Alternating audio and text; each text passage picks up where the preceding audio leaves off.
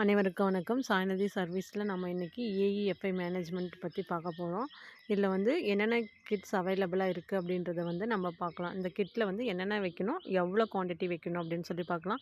அதுக்கு முன்னாடி சாய்நதி service centre subscribe பண்ணாதவங்க சப்ஸ்கிரைப் பண்ணிவிடுங்க.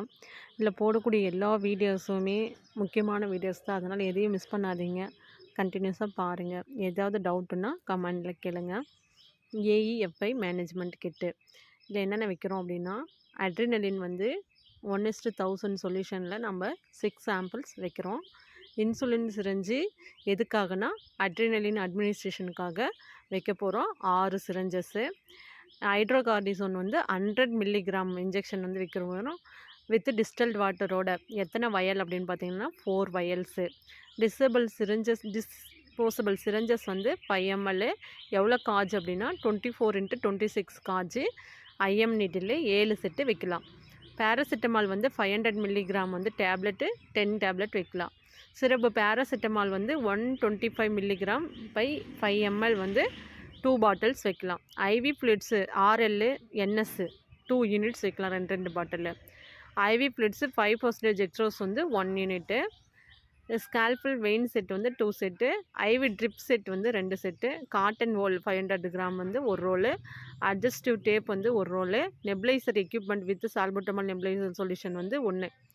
இதுதான் வந்து நம்ம ஏஎஃப்ஐ கிட்டில் வைக்கக்கூடிய ஐட்டம்ஸு. என்னென்ன கிட்டில் வைக்கணும், மொத்தம் 13 ஐட்டம்ஸ் வைக்க போகிறோம்.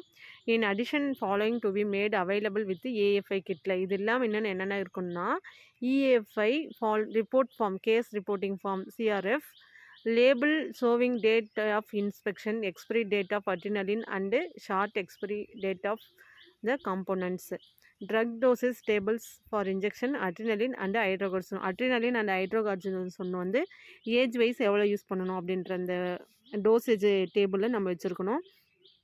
At the AEFI management center hospital settings, oxygen support and airway intubation facilities should be made available. அந்த நியர்பை ஹாஸ்பிட்டலைசேஷன் வந்து அதோட ஏஎஃப்ஐ, அதாவது அட்வர்ஸ் ஈவெண்ட் ஃபாலோயிங் இம்யூனைசேஷன் எதாவது நடந்துச்சுன்னா அதுக்கு வந்து மேனேஜ்மெண்ட்டுக்கு நம்ம நியர்பை ஹாஸ்பிட்டலோட இதுவும் நம்ம செட்டிங்ஸும் நம்ம நியர்பை அதோட டீட்டெயில்ஸும் நம்ம வச்சுருக்கணும். கால் இல்லை 108 நம்பரோ இல்லை வந்து ஹாஸ்பிட்டலோட நம்பரோ அதுவும் வச்சுருக்கணும். ப்ளஸ் அங்கே வந்து ஆக்சிஜன் சப்போர்ட்டு ஏர்வே இன்டுபேஷனும் இருக்கணும்.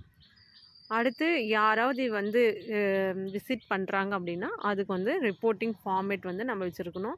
இல்லை எனி ஏஎஃப்ஐ அக்கரிங் அப்படின்னா அதுக்கு ரிப்போர்ட் ஃபார்மும் நம்ம வச்சுருக்கணும்.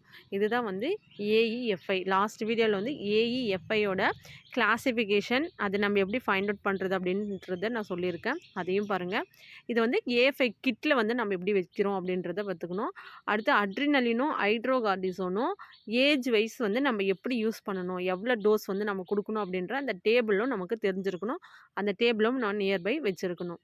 Okay, thank you. Subscribe Sainathi services channel.